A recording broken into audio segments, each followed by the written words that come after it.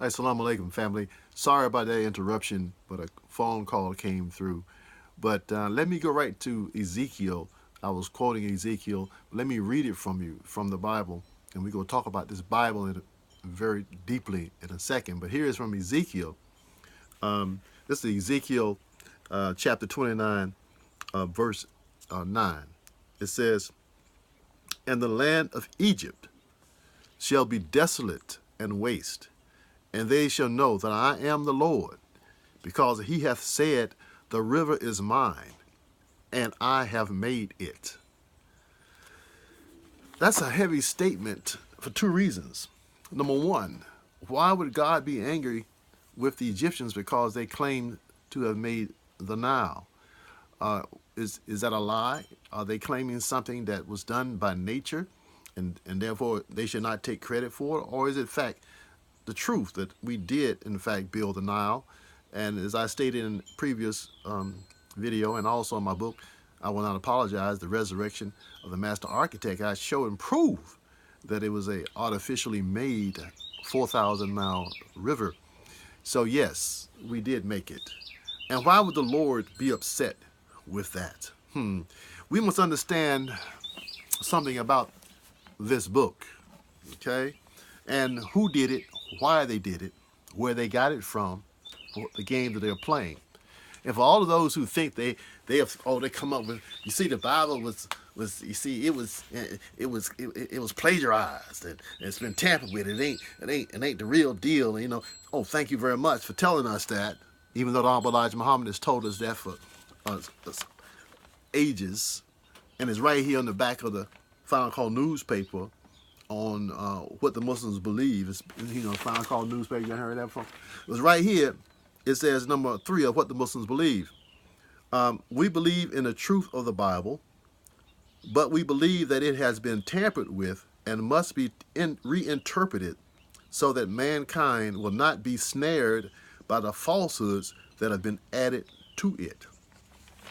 So for those of us who think they know something, it was taken from the ancient Egyptian walls and all this type of stuff. Well, true and partially true, but you don't even know what's going on here. I hope I can bring this to you. You have to get my book, I'll Not Apologize, to get the full length of it. And also my other book, Sheepdog and the Evil Shepherd. Together, those two books will lay it out for you in terms of the book called the Bible. Nebuchadnezzar did, in fact, conquer us. And he took hundreds of thousands of people back to Babylon. He sodomized the men and castrated them, the black men. They took the children, they took the women, and they raped them. And they produced half-breeds. Semite comes from half. And they raised those children up to believe that they were a tribe called the Jews, Judea. Gave them a book. Gave them this book, the Old Testament, to give a whole history of them as being God's chosen people, where in fact they only half that. The other half was the white people who we had kicked out from amongst us, who were made on the islands, came amongst us, causing trouble 6,000 years ago. We kicked them out, put them behind the mountains. Then Musa went and taught them some of the forgotten technology, taught them how to cook food, because they was eating meat raw along with their dog, how to build a home for themselves.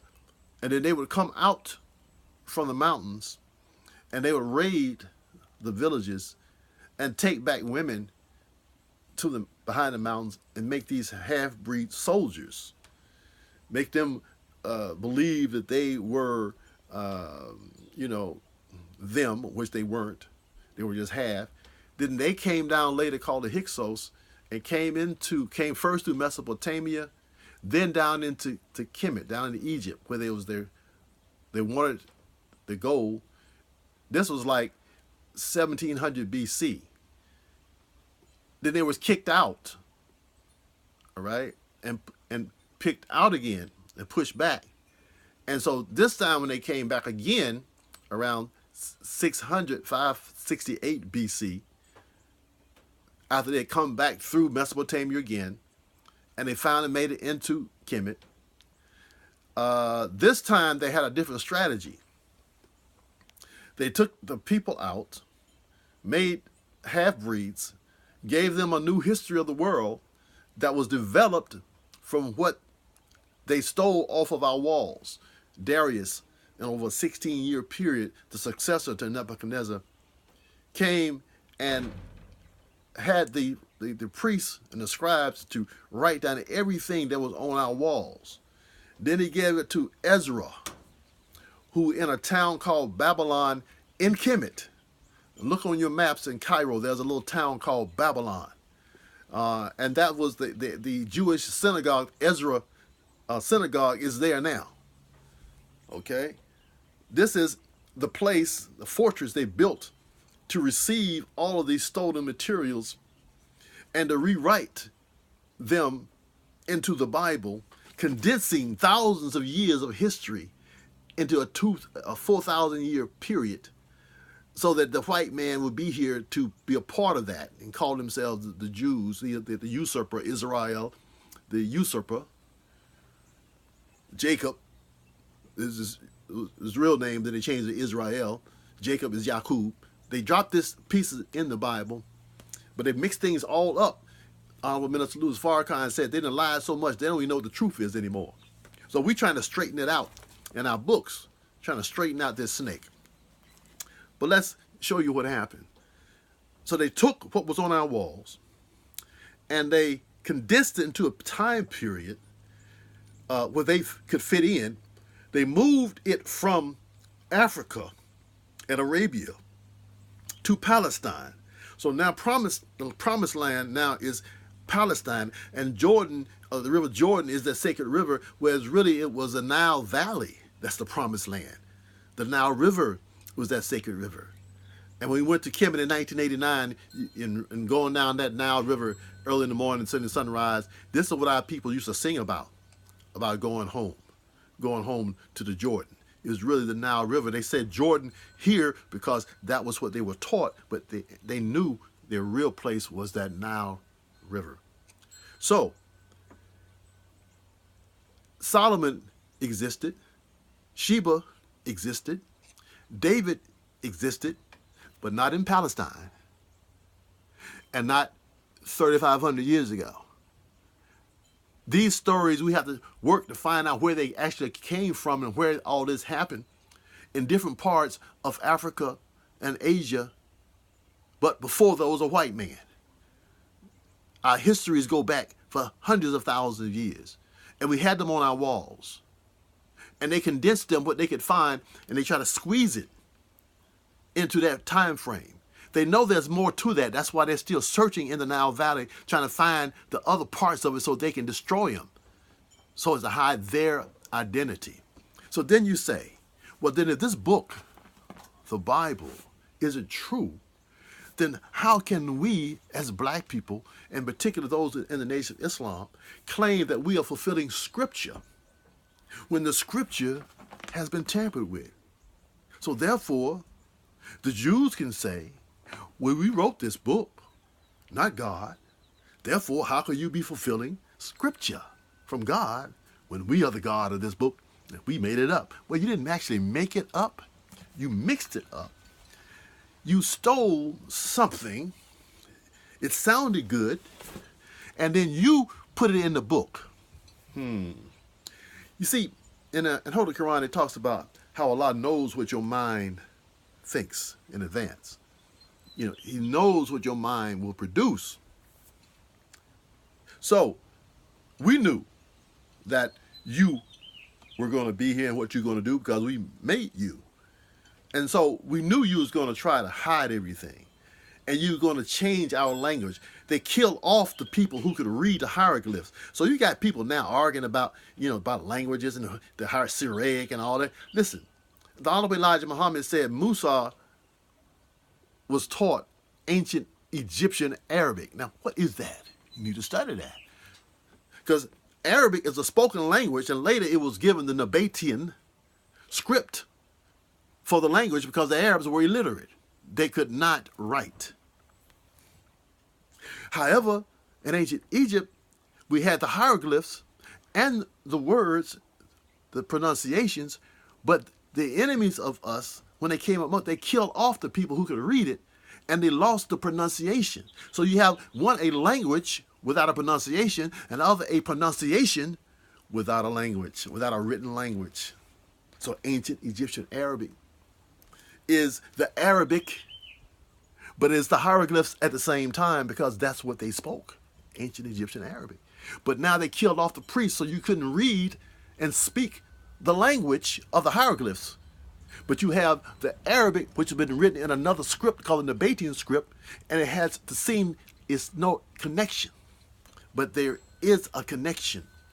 And here's the game plan of our ancestors. Okay, we knew that you would change the language. We knew that you would take us to a foreign place for 400 years, and we would not be able to read our own work. So what we did was we passed on our own work through you, devil, Satan, enemy of us. You took the seed, okay, and you brought that seed to us. And we have it in the book, but we couldn't understand it until Master Farad Muhammad came with the proper water, wisdom to put on that seed. So now we can go in that seed or in the book that's all covered. The seed is covered up like dirt. You cover a seed up with dirt, and you have to leave it in the dirt and bring the water. And with the water in the dirt, it can germinate and then come up to the light. Well, that's the wisdom that was given to us by Master Farad Muhammad to the Honorable Elijah Muhammad to bring the water on our dead seed that you had put in the book.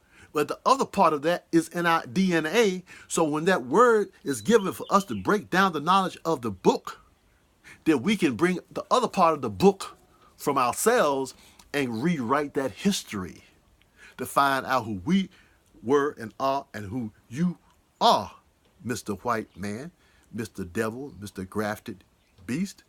So for all of those who say, oh, well, the Bible ain't true. Well, yes and no. It was, the truth was taken and added to and taken away from them, making it into a lie. But with the wisdom of the Honorable Elijah Muhammad's teaching, you can go into that book and then bring out the truth and then search at other places and tie it all together to put meat on the bones that we got from the teachings of the Honorable Elijah Muhammad. Now, you're going to have to go back over this tape a couple of times before you get it. Because, like Malcolm said, the so-called Jews, the Ashkenazi Jews, have been tricked. They have been bamboozled. They have been hoodwinked into, in fact, bringing us the seed of information that we needed to be germinated within our psyche by the teachings of the Honorable Elijah Muhammad, so that now we can become who we were and even better. And as Mr. Farrakhan said, the scientists are back. We will be a nation of gods, not just 12, not just 24 sitting somewhere in the corner, but a nation of gods. Come to the nation of Islam underneath the leadership of the Honorable Elijah Muhammad through the Honorable Minister Louis Farrakhan. Assalamu alaikum, family.